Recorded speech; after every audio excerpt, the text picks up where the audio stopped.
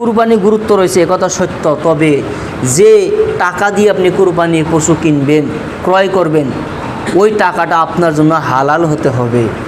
যদি আপনি ওই সুরের মতন করেন তাহলে কিন্তু আপনার কুরবানি আল্লাহ দরবারে কবুল হবে না। কোন সুরের মতো? হুজুর শুক্রবারে আপনার মেম্বারে দাঁড়িয়ে খুতবা দিয়েছে যে কুরবানি করলে এই নেকি ওই নেকি, কুরবানি করলে এই ফায়দা ওই ফায়দা, ওই খুতবাতে বসা ছিল সুর। তো সুরে ধারণা করতেছে হাই হাই, আমি তো এতদিন জানি নাই যে কুরবানিতে এত নেকি এত ফজিলত। এই লোকটি ভালোভাবে মনোযোগ দিয়ে খুতবাটা শুনলো, শোনার পরে লোকটি সারা রাত ঘুমায় নাই। ফজরের সময় যখন হুজুর মসজিদে আসতেছে তো হুজুরের সাথে সুরের সাথে দেখা, এবং সুরের হাতে একটি গরু দেখা যায়। তো হুজুর জিজ্ঞাসা করলো, আচ্ছা তুমি তো ওই লোকটা না, কালকে যে আমি খুতবা দিলাম তুমি খুব মনোযোগ দিয়ে শুনলা? কয় হ্যাঁ হুজুর আমি ওই লোকটাই।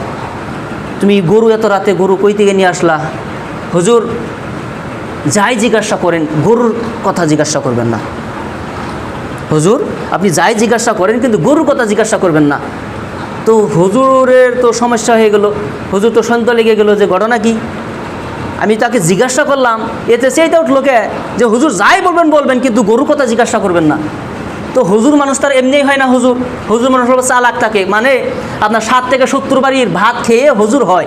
হুজুর মানুষ মানে জেবত খেতে খেতে হুজুর হয়ে যায় না, মানে সব হুজুর না, মানে বিশেষ করে আগেকার দিনে লোকেরা যা ধারণা করতো হুজুরদেরকে যে হুজুর মানুষ জেবত না খাইলে আর হুজুর হওয়া যায় না।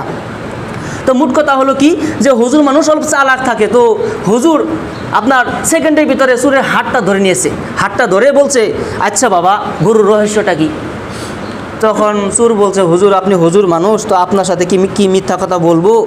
আপনার কালকে এই যে কুরবানির যে ফজিলতের হাদিসগুলো শুনে আমি খুব সন্তুষ্ট হয়েছি। কাজে আমার কাছে তো টাকা নাই, আর আমার যেহেতু স্বভাবই সুরের, কাজে আমি চুরি করে গরুটা নিয়ে আসছি, কুরবানি করব। তো এই যে আপনার চুরির গরু, এই চুরির গরু কুরবানি করলে যেমন আল্লাহর দরবারে কবুল হবে না, ঠিক হারামের টাকাতে যদি কোনো ব্যক্তি কুরবানি করে ওই ব্যক্তির কুরবানিও আল্লাহর দরবারে কবুল হবে না।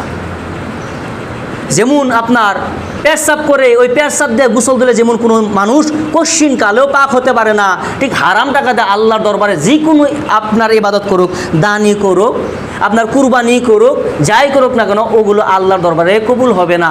যদি কোনো ব্যক্তি সুদের টাকা দিয়ে কুরবানি করলো তাহলে ওই ব্যক্তির আপনার যে কুরবানি, ওই কুরবানি নয় শুধু মাংস খাওয়া হলো।